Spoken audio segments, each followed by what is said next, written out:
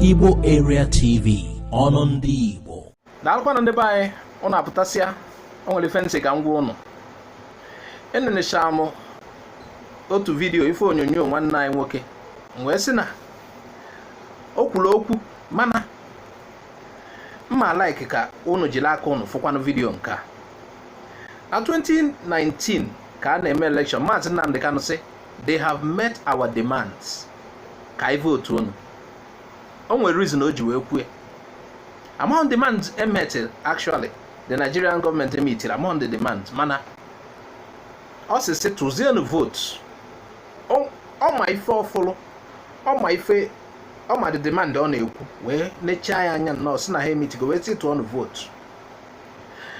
Ife ndị ekwu ife ahụ maka ndị be anyị na-asị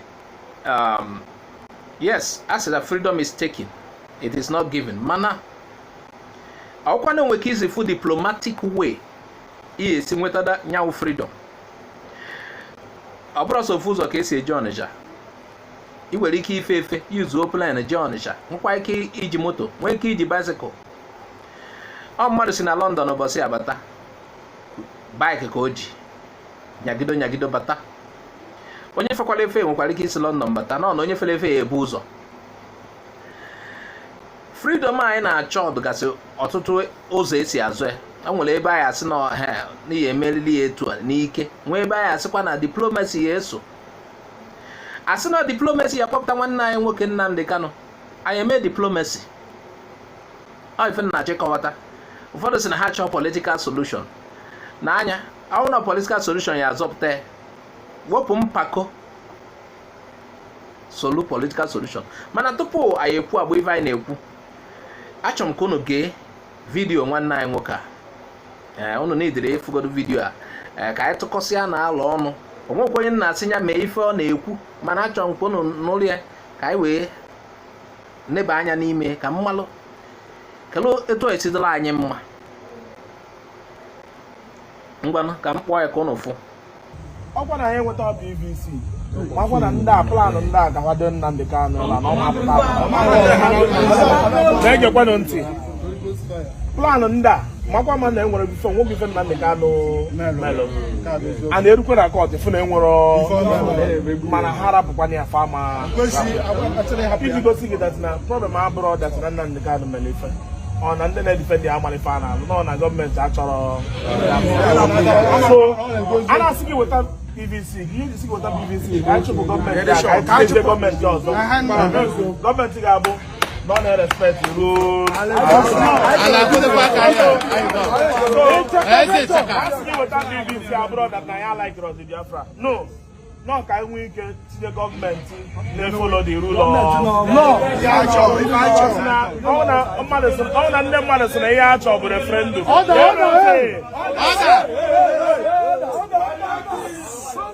One house. Wow. Will you? Na-ege ntị. Gee ntị. Ọ bụ na ndị mmadụ kwuru na ife a gaba chọọ. Imedite ọnụ kwuo na ife a ga-echọ within your right. Ọ bụrụ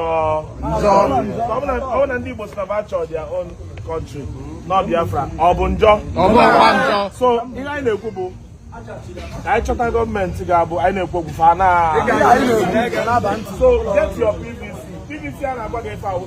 Ọ bụ na iwe gekwa ntị o, lee problem na ihe ndị achọghị ime. Ndị achọ ka ha tinye Nnamdi Kanu na sel so that anyị ga-ekwu na anyị atụ vootu ka ha nwee ike werekwa pawa. Because ha ma na ha na-elize Nnamdi Kanu na anyị ga-ekwekwa vootu.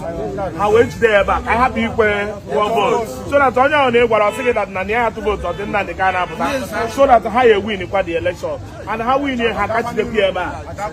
So mana nke a kịta anyị ga-atụzi vootu, anyị tụzie vootu anyị chụpụ ha, anyị chụpụzi ya Nnamdi Kanu jezie kọtụ ebe chi ikpe wee nata. Ọ bụrụ ya ka ọ bụrụ ya. So biko get your PVC. Get your PVC. Amara m onu unu dị ebe a. Are you getting me? Amara m onu unu dị ebe a.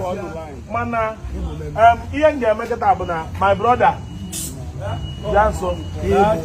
Amamo make ego for iwe wana yi. Na mamoro na ade ba na ye jiro ka. Ye otago. Aye jiro ka. Adi na ko ma ya bro ko mo ye ka mo ye politics yo. But ya na gwa ge by street we go see. Get into one house. Melonia akata na transfer 50,000. Okay, mega shop go up 500 on na chi. Mega shop na only na ba ji. Nya na gwa ge na abo obro maka PVC na ge kwanti. How ni weta PVC? Onwe nke email na ge kwanti na ge nti. Una nwari ye na eme na Ndigbo.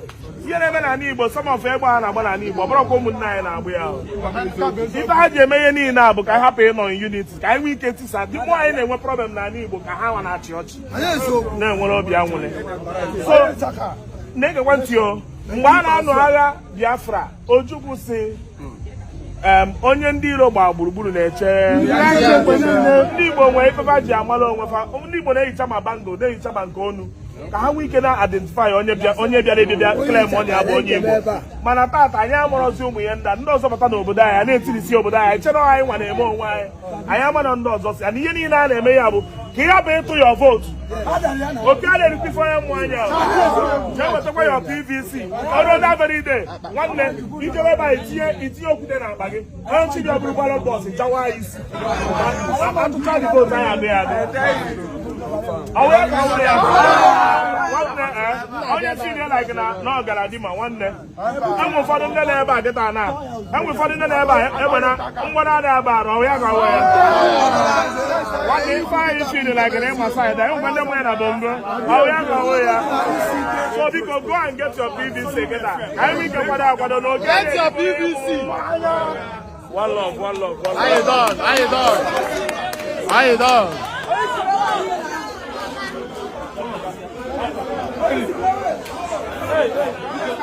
Everybody go back. No. Everybody. Ndị bayo na anọ n'ife a na-ekwu. I say get your PVC. Ọgụgụ na ya atụ. Nwetagoro PVC a ka ejidegoro ya n'aka. Ka ọ fọzie mgbe anyị atụ the vote. Maka nwere ike ọ dagharịa wụ na ya asị na ya atụ. Ka m gwakwa unu. Anyị chọrọ Biafra. Mana gọọmenti na-achị obodo a and gọọmenti ọhụrụ ya achị nwekwara ike sị na ha achọghọ. Mana nwere ife na-aza etu gọọmenti a si eso ife ma ọ etu nke a esi so ife. Ka anyị ghara ikwe ka onye na-emekwa etu a gọọmenti a si eme banyekwa na ọchịchị kọntinuo ọchịchị.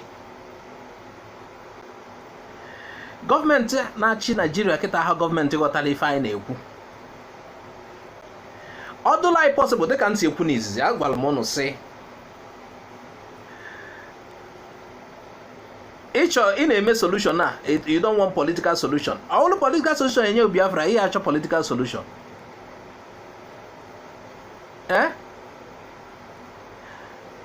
O nwere ụzọ esi achọ ife. Kedu ife a na-asị mbugharị ka eji ele anụ ife nwa. Ụzọ ọwụ na ịmụ ihe eti nweta ife ahụ ị na-achọ nya ka ihe etinye ihe asị na ọsọ ofu ụzọ. Okay, ndị na-asị na ha achọghọ political solution ha ejego Aso Rock ma DSS je kpọpụta Maazị Nnamdi Kanu. Isi na ịchọghọ political solution nọ n'ihi enweta ya ike jenu DSS je kpọpụta ya. Maka anyị na-ekwu reality ebe a. Ọ bụrụ na nwegasịrị ụzọ ọzọ afụlụ esolukwu ụzọ ahụ ife achọ na siga awa nwụrụ. Chekikwa na ife a nwanne anyị nwoke kwuru maka ị na-anya a na-eme sit at home. Yes, sit at home pressurize go our leaders to go and meet ndị Aso Rock. Mana ọ fọkwazịrị ndị ji nyawu presidency iji aka ha si na ha ya release our leaders hands are tied now. Ndị na-achị ala Igbo if I made away with Jegwa presidency, please release him. Of course, the presidency release ye. Sit at home. I'm not coming on a metal presidency. asọkwa m si stop sit at home nwekwa ahụ ife na-ekwu mana nke a na-ekwodu okwu a na-ekwu kịta PVC